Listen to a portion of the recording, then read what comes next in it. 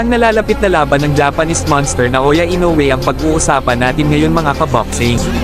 Sana'y magustuhan nyo ang content na ito at huwag kalimotang mag-follow para sa mga iba pang nakakaaliw na videos.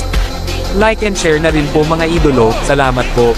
Naoya Inoue may bagong laban na naman ngayong darating na Mayo 2024, ito ay kontra sa Meksikano na si Luis Nery.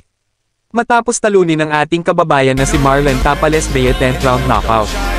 At naging two-time undisputed world champion. Napagkasunduan agad ng dalawang kampo ang laban ng dalawa. Samantala Jason Casimero kapatid ng nag-iisang angas ng Pinas John Riel Casimero napuna ang pagkakamali ni Marlon Tapales sa laban nito kay Inoue kaya ito natalo. Nakita niyo yun ha? Nakita niyo yun? Sinasabi nila na very professional yung mga nakapaligid kay Tapales. So ano ngayon? Talo. Pinapakita nila yung kondisyon nila. Talo. Yung mates nila, pinapakita nila mabilis sila. Mabilis nga pero walang ano. Walang ano ah. Ano ba? Yung kusog ba? Walay kusog ba? Pas-pas na. Way impact ba? Walang impact.